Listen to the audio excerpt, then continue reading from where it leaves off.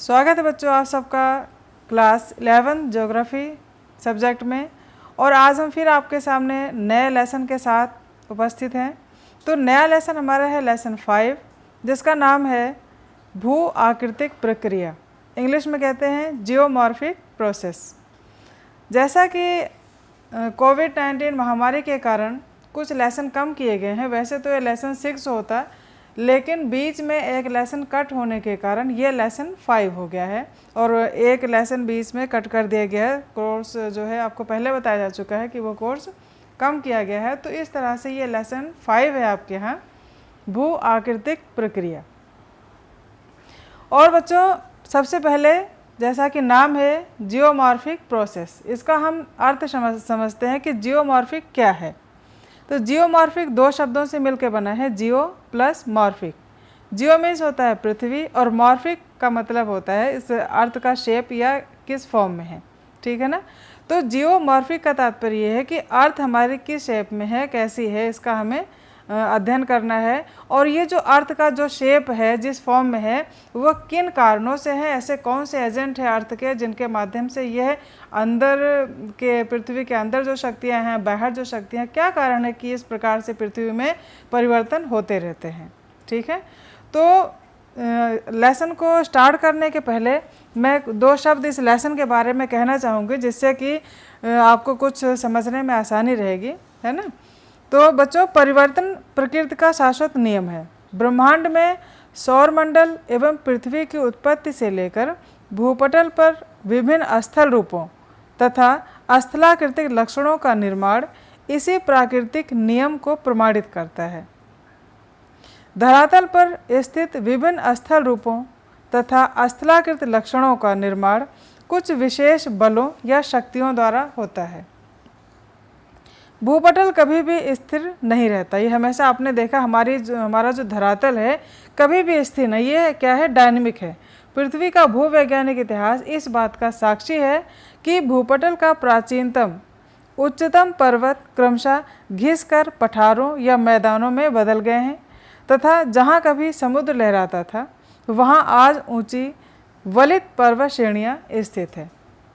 आपने देखा होगा जहाँ पर कभी बहुत ऊंचे ऊंचे पर्वत थे, वे क्या है, वे पर्वत आज वर्तमान समय में घिस गए हैं और वो क्या है, मैदानों की आकृति में होने की स्थिति में है। तो ये क्या है, हमारी पृथ्वी की भू आकृतिक प्रक्रिया का ही एक प्रमाण है कि यह हमारी जो पृथ्वी है ये परिवर्तनशील है। इसमें कभी न कभी हलचल होती है, वो चाहे हॉरिजेंटल हो या फिर और भी कई कारण होते हैं, क्षैतिज हलचल हो या फिर लंबवत हलचल हो, हर तरह से इसमें कुछ ना कुछ परिवर्तन होते रहते हैं। वाह्य बल आपने देखा है, हमारी जो पृथ्वी है इसके ऊपर कुछ जैसे कि कारक हैं, सनलाइट है और ये वर्षा है, वो बहुत सारे कारक हैं जो कि हमारे धरातल को परिवर्तित करते रहते हैं। और कुछ कारक ऐसे हैं जो हमें दिखाई नहीं देते और धरातल में परिवर्तन होते रहते हैं, ठीक है। तो इन सभी बातों की जानकारी हम आज इस अध्याय में करेंगे। बहुत ही इंटरेस्टेड और इम्पोर्टेंट चैप्टर है। तो आइए देखते हैं हमें इस लेसन में क्या क्या पढ़ना है। तो सबसे पहले हम देखेंगे इस लेसन में आने वाले कुछ महत्वपूर्ण शब्दावली। भूपटल को प्रभावित करने वाले कौन कौन से कारक हैं, अंतर्जनित प्रक्रियाएं, बहिर्जनित प्रक्रियाएं और अपक्षय, इसके प्रकार, प्रभाव और महत्व, भूस्खलन, अपरदन एवं निक्षेपण। तो जो शब्दावली है वो आपको बताया जाएगा। भूपटल को प्रभावित करने वाले जो कारक हैं ये दो प्रकार के हैं, ठीक है ना, ये आपको अभी डिटेल में बताया जाएगा। लेकिन सबसे पहले हम शुरू करते हैं जो महत्वपूर्ण शब्दावली है इनके बारे में जानते हैं कि महत्वपूर्ण शब्दावली क्या है जिनका इस लेसन में बार बार उल्लेख हुआ है और इन शब्दों का अर्थ जानना बहुत आवश्यक है। तो ये जो अपक्षय है, अपक्षय क्या है, इसको हम इंग्लिश में कहते हैं वेदरिंग। और वेदरिंग का तात्पर्य है चट्टानों के अपने स्थान पर टूटकर बिखर जाना। चट्टान जो होती है, अब ये इतनी बड़ी चट्टान सपोज करो है यहाँ पर, और ये जब अपने ही स्थान पर टूट कर दाएं बाएं इधर उधर बिखर जाएगी तो इसको हम क्या कहेंगे, वेदरिंग कहेंगे, ठीक है।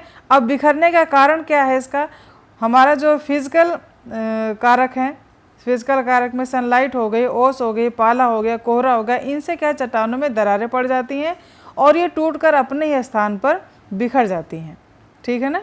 तो ये क्या है, फिजिकल कारक या फिजिकल कारक होते हैं जिनकी वजह से चट्टानों में दरार पड़ जाती है और ये टूट जाते हैं। कुछ कारक ऐसे होते हैं जो केमिकल रिएक्शन होता है चट्टानों में, केमिकल, इसके अंदर जो केमिकल होते हैं वे, और जो बारिश का पानी है या फिर और भी कई कारक होते हैं जो जिससे कि इसमें परिवर्तन होता है और ये अपने स्थान पर टूटकर बिखर जाती है। इसे हम क्या कहेंगे, अपक्षय या फिर वेदरिंग। दूसरा है अनाच्छादन, इसे हम क्या कहेंगे, डेनुडेशन। ठीक है ना। अनाच्छादन का तात्पर्य क्या है, शैलों की काट छाट, घिसना व छींड़ बनाना।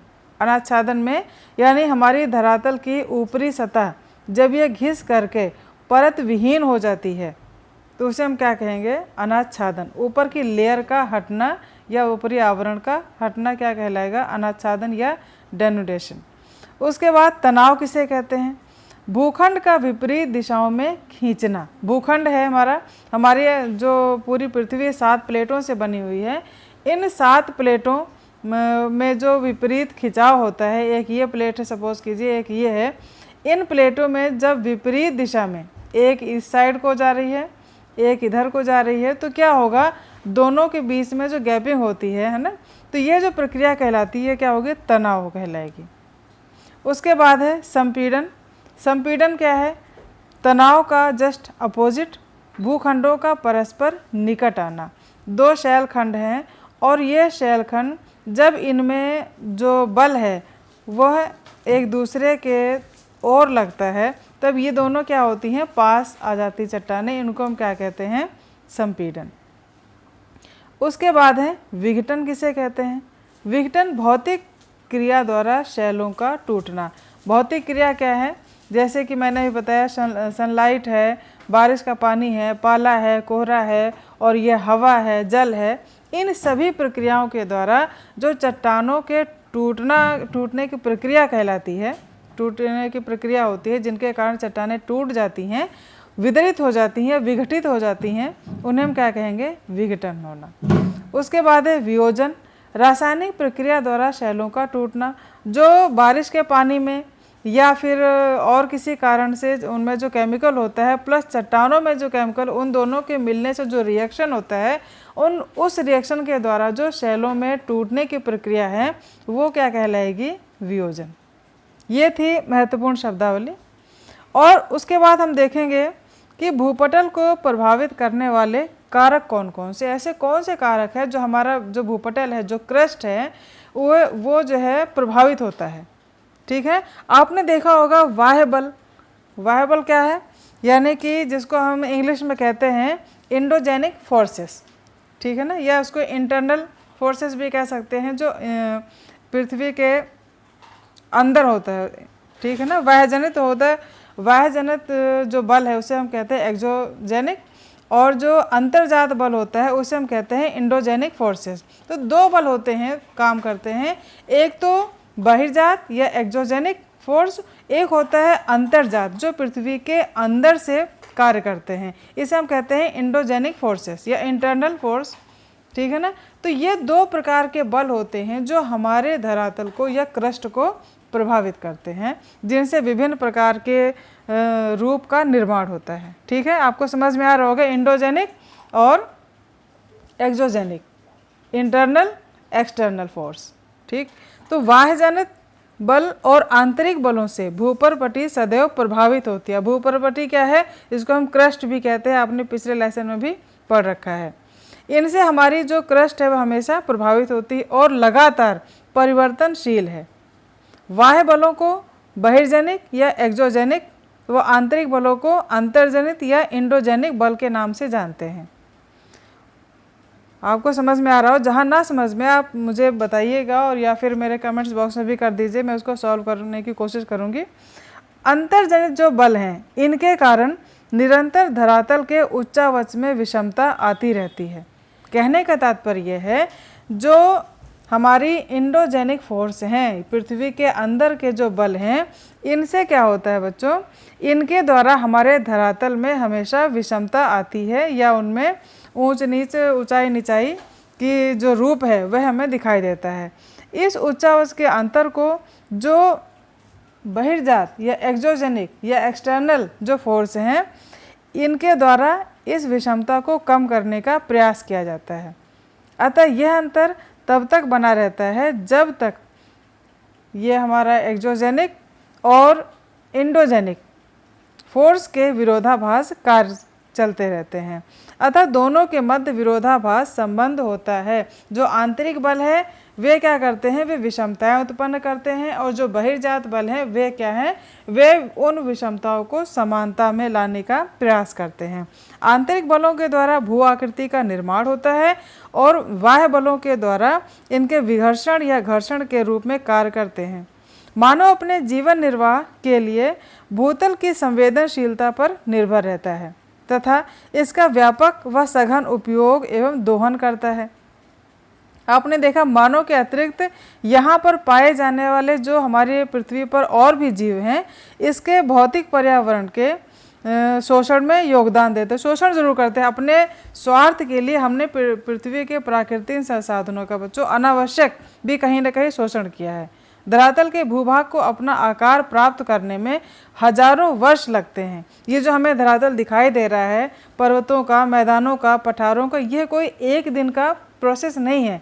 इसको इस रूप में आने के लिए हजारों वर्ष लगते हैं। मानव द्वारा संसाधनों के उपयोग एवं दुरुपयोग के कारणों से इसकी संभावना में कमी आती है। इस तरह पृथ्वी के निर्माण की मुख्य भूमिका निभाने वाले प्राकृतिक पदार्थों को जान लेने के पश्चात हमारे जो प्राकृतिक संसाधन हमें जब ज्ञात हो गया है कि इस प्रकार से हैं, तो इनका संरक्षण संबंधी उपाय भी किए जाने अति आवश्यक है। ठीक है, तो आइए आप चलते हैं। जो मैंने एक टेबल बना रखी है आपके लिए, देखिए भूपटल को प्रभावित करने वाले कारक कौन कौन से हैं। तो इसे दो पार्ट में डिवाइड किया गया है। पहला है अंतर्जात या इंडोजेनिक फोर्स, और दूसरा है बहिर्जात या एक्सोजेनिक फोर्सेस। इसको हम कहते हैं इंटरनल फोर्स और बहिर्जात को एक्सटर्नल फोर्स। ठीक है, अब इसमें भी ये नंबर 1 है और ये है नंबर 2 फोर्स। इसमें पटल विरूपण यानी धरातल के परिवर्तन का करने वाली शक्तियाँ, और इसमें दूसरा है आकस्मिक यानी अचानक बल जब लगता है धरातल के नीचे, तो उनमें कौन सी है, एक तो ज्वालामुखी है और दूसरा है भूकंप। पटल विरूपण में महादेशजनक यानी महाद्वीपों के निर्माण में और पर्वत निर्माणकारी बल लगते हैं।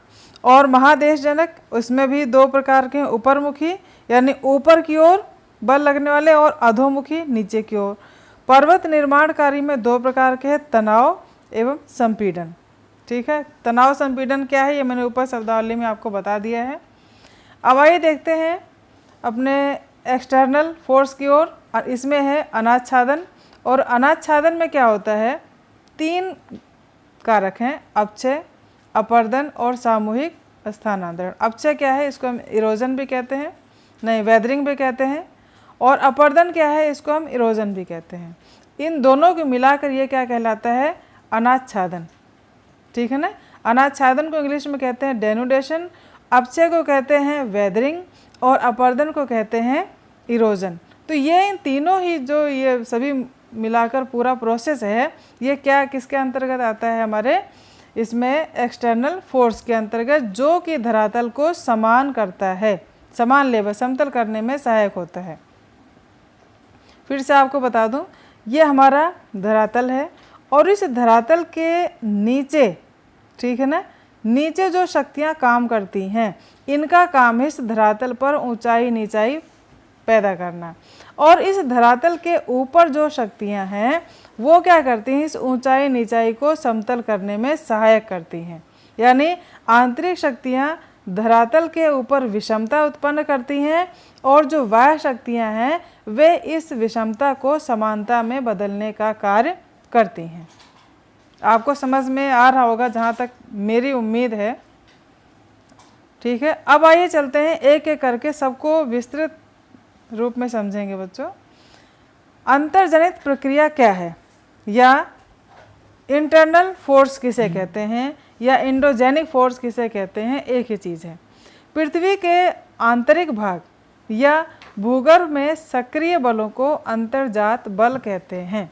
देखिए, पृथ्वी के आंतरिक भाग यानी पृथ्वी के अंदर जो हमें दिखाई नहीं देता है, या भूगर्भ भी कह सकते हैं, इसमें जो एक्टिव जो फोर्स हैं, जो सक्रिय बल हैं, इनको हम क्या कहेंगे? अंतर्जात बल कहते हैं।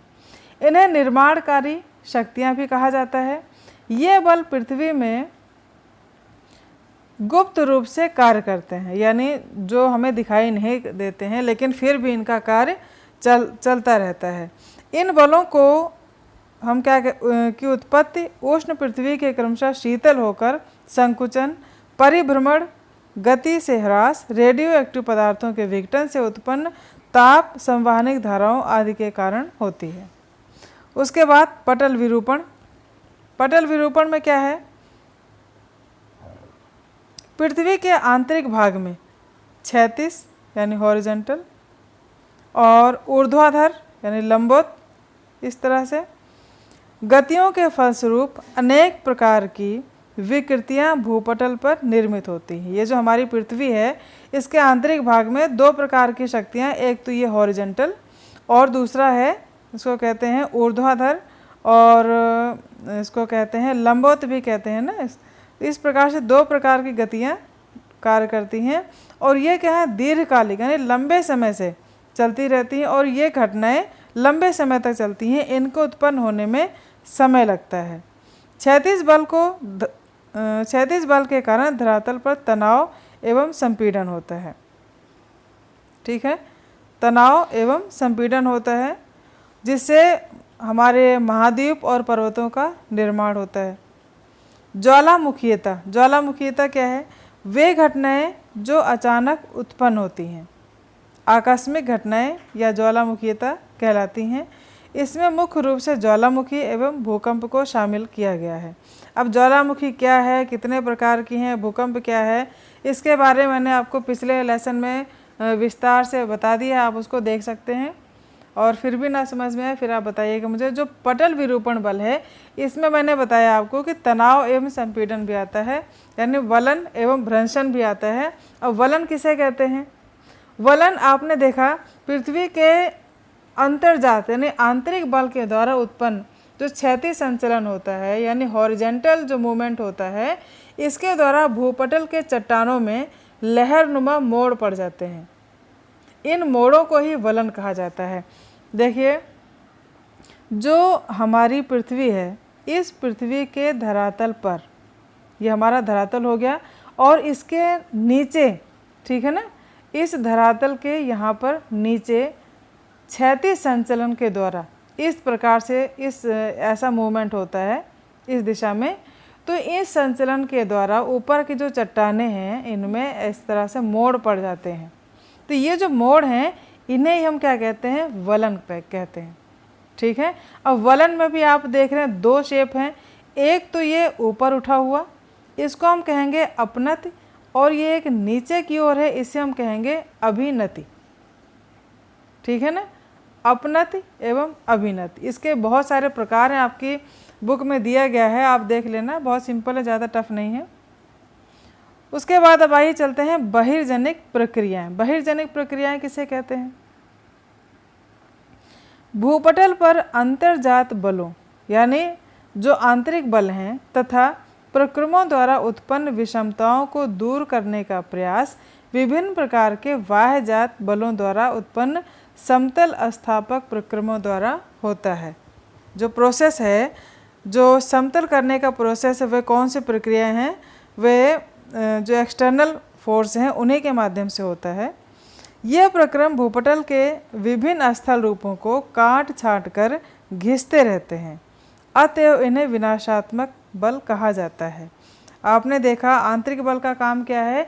वह धरातल के ऊपर विषमता पैदा करते हैं, और जो ये एक्सटर्नल फोर्स हैं, इनका काम है कि जो विषमताएं पैदा हुई हैं उनको काट छाट करके बिल्कुल समतल में लाना, उनको बराबर करना, और एक सृजनात्मक कार्य की तरह उनको काट छाट करके अपने काम में लगे रहना। इस प्रकार से दो प्रकार की जो शक्तियां हैं, आंतरिक शक्तियां और ये बाह्य शक्तियां, एक का काम है रचना करना और एक का काम है उनको विनाश करना। ये दोनों प्रकार की प्रक्रियाएं हमारे धरातल पर चलती रहती हैं लगातार। उसके बाद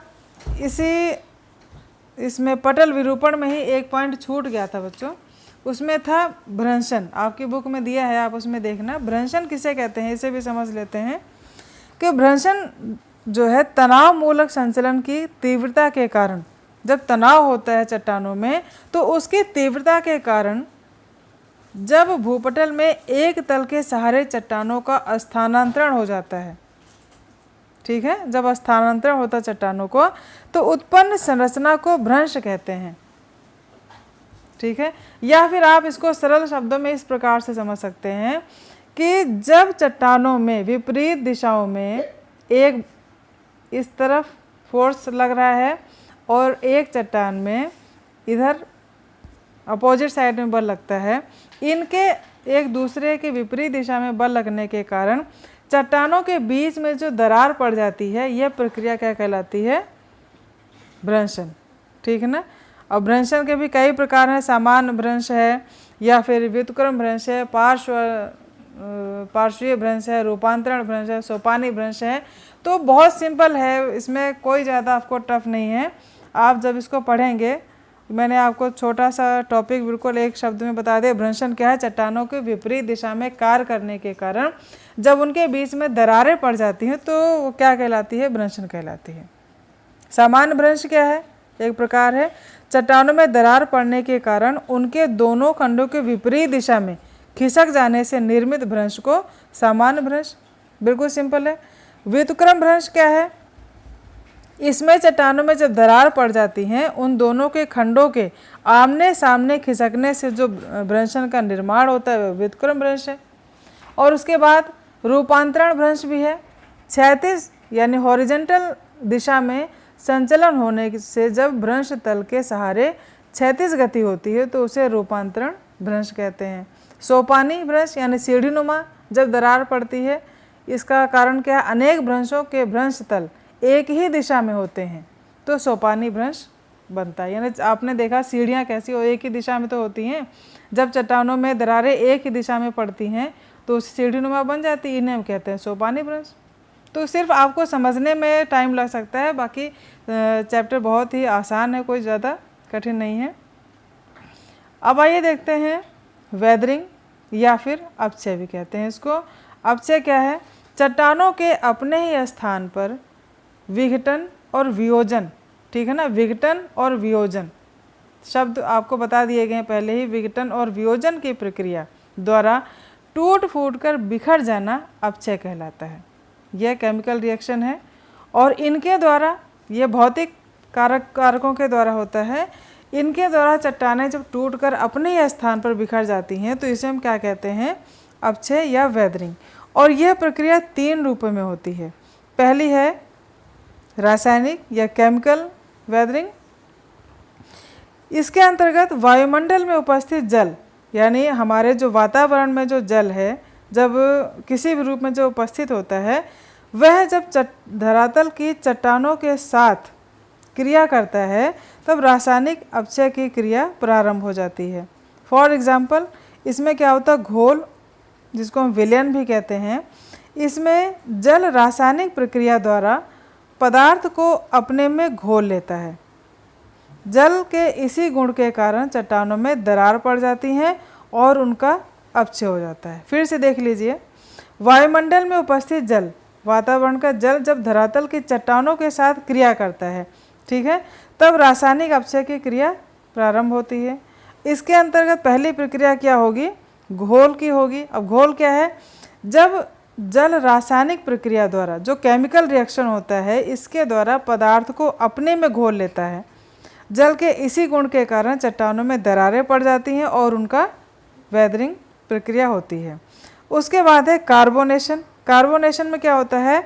कार्बन डाइऑक्साइड गैस जल के साथ मिश्रित होकर कार्बोनेट उत्पन्न करती है। इससे शैलों में के घुलनशील तत्व अलग हो जाते हैं। इसे हम क्या कहेंगे? कार्बोनेशन। आप वीडियो पॉज करके जब कई बार सुनेंगे तो आ जाएगा। फिर है जल योजन। जल के साथ जो लवण हैं, जो मिनरल हैं, इनका मिश्रण होने पर कुछ अम्ल तथा क्षार, ठीक है, निर्मित होते हैं, यानी कुछ एसिड और ये बेस ये जो बनते हैं, तो शैलों के आयतन में वृद्धि, उनका जो आकार है, जो उनका आयतन है वो बढ़ जाता है और इसके कारण उनके कणों के खनिजों में तनाव उत्पन्न होता है। इसे हम क्या कहेंगे? जल योजन। उसके बाद ऑक्सीकरण, यह भी रासायनिक प्रक्रिया है। ऑक्सीकरण में ऑक्सीजन जल से मिलकर शैलों के खनिज को ऑक्साइड में परिवर्तित करती है। इससे शैलों का अपघटन होता है, यानी जो ऑक्सीजन है जो हम सांस लेते हैं इसके माध्यम से, यह जल से मिलकर शैलों में उपस्थित खनिज को ऑक्साइड में बदल देती है और इससे शैलों का अपघटन हो जाता है और वे टूटकर अपने स्थान पर बिखर जाती हैं। ये था केमिकल रिएक्शन, रासायनिक अपचय या केमिकल वेदरिंग। और उसके बाद है भौतिक, फिजिकल वेदरिंग। भौतिक अपचय कैसे होता है? देखिए, भौतिक अपचय से शैलों के भौतिक स्वरूप में टूट फूट से होता है। उसका जो भौतिक है, जो रूप उसका जैसा दिखाई दे रहा है, उसके रूप में परिवर्तन से होता है और उसमें भौतिक कारकों के द्वारा शैलों के जो चट्टानें हैं इनके ऊपर बलों तथा प्रतिबलों द्वारा आघात या उन पर चोट पहुंचता है, जिससे उनमें खंडीय या करणीय विघटन होता है।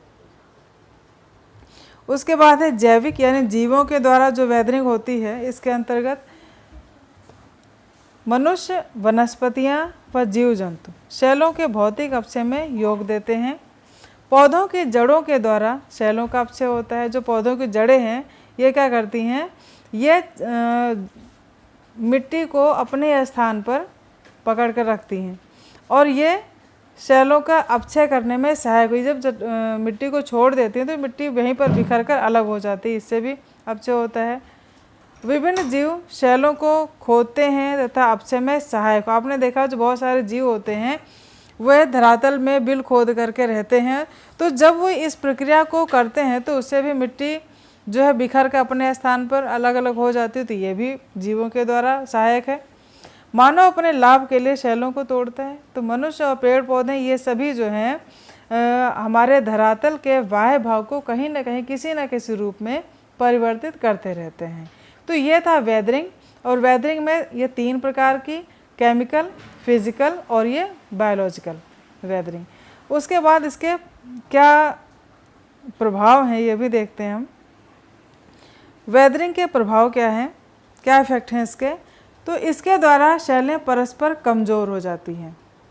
कमज़ोर क्यों होगी? एक तो इनमें केमिकल रिएक्शन होगा, इससे ये टूट कर बिखर जाती हैं, या फिर फिजिकल वेदरिंग होगी तो इससे भी चट्टानें टूटकर बिखर जाएंगी।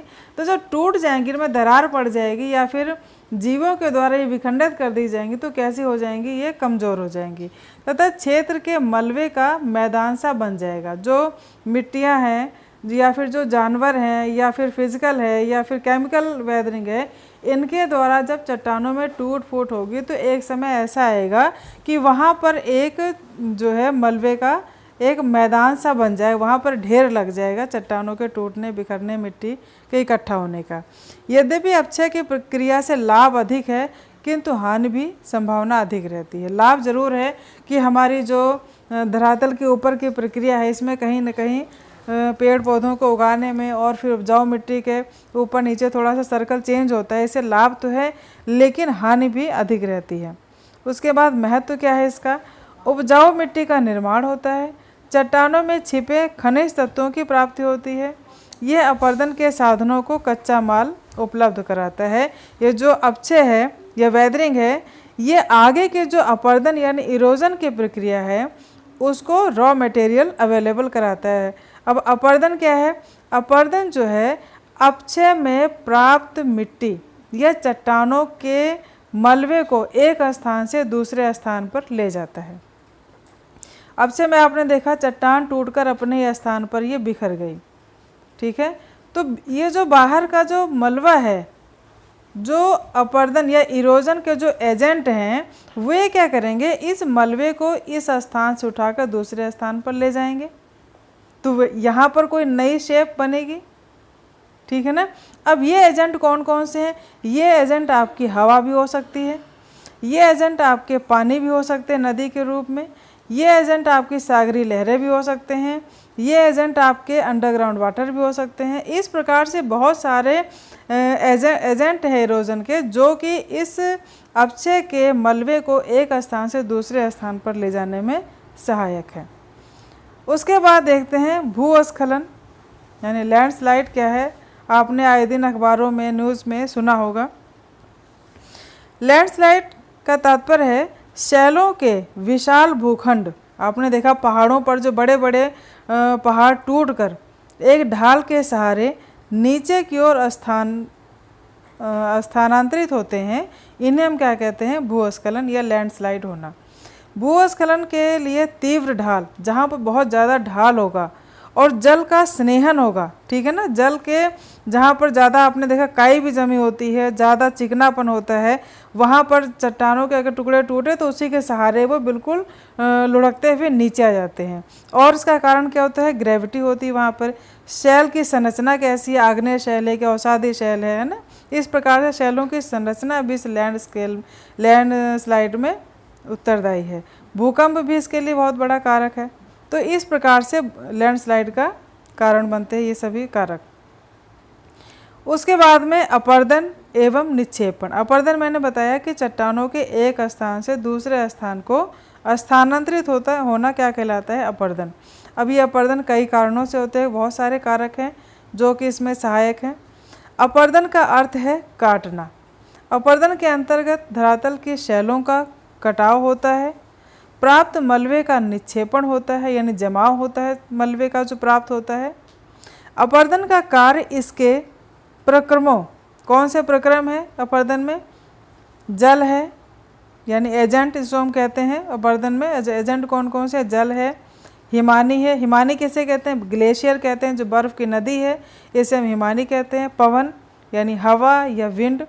सागरीय लहरें, सागर लहर से आप रूबरू हुई हैं, के द्वारा किया जाता है। तो ये जो इतने मैंने कारक बताए ये सब क्या है? अपरदन के कारक हैं।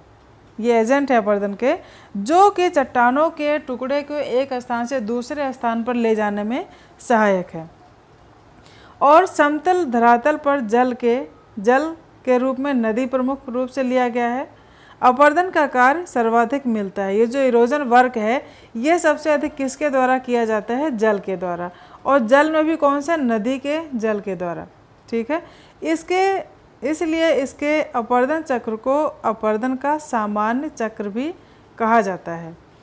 उसके बाद जब अपरदन के साधनों में मलबे को बहाने की क्षमता नहीं रहती है। अपरदन के साधन कौन कौन से बताया मैंने? ये नदी, हिमानी, ये जब इतने सारे कारक हैं, ये जब कारक एक स्थान से दूसरे स्थान को ले जाकर अलग करते हैं और एक समय ऐसा आता है कि इनके द्वारा लाया गया ये जो मलबा है बहुत अधिक हो जाता है, तब ये इस मलबे को आगे ले जाने में पॉसिबल नहीं होता है, तो इस कई मलबे को यहीं पर ही इकट्ठा करना शुरू कर देते हैं। तो ये जो जमाव की प्रक्रिया है ये क्या कहलाती है? निक्षेपण कहलाती है।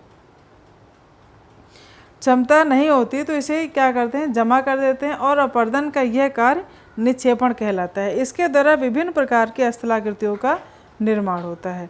अब स्थलाकृतियाँ तो बहुत सारी हैं लेकिन आपके इस लेसन में नहीं दिया गया है, तो बहुत लंबा है लेकिन इसमें नहीं गया, जितना है आपको उतना ही बताया जा रहा है। फिर है मृदा का निर्माण या सॉइल, जिसको आप कहते हैं मिट्टी का निर्माण कैसे होता है। धरातल पर जहाँ कहीं भी मिट्टी या मृदा का आवरण अवश्य होता है, भूपटल का वह भाग जिसमें वनस्पतियों की जड़ें पाई जाती हैं मिट्टी कहलाती है। जहाँ पर पेड़ पौधों की जड़ें हैं, तो अब इसलिए पेड़ पौधों की जो जड़ें हैं वे किसके माध्यम से खड़ी होती है? मिट्टी के माध्यम से। उनकी जड़ें मिट्टी को पकड़ के रखती हैं, तभी पेड़ पौधे भी खड़े रहते हैं, है ना। तो मिट्टी का निर्माण अपक्षय में अपरदन की संयुक्त प्रक्रिया का प्रतिफल है, उन्हीं का रिजल्ट है। किसका? वेदरिंग का और इरोजन का।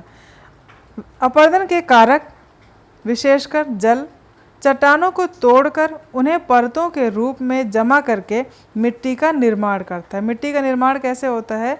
आप देखिए, इसमें कहा गया चट्टानों को तोड़कर। विशेषकर कौन तोड़ेगा? जल। जल भी कौन सा? नदी का जल।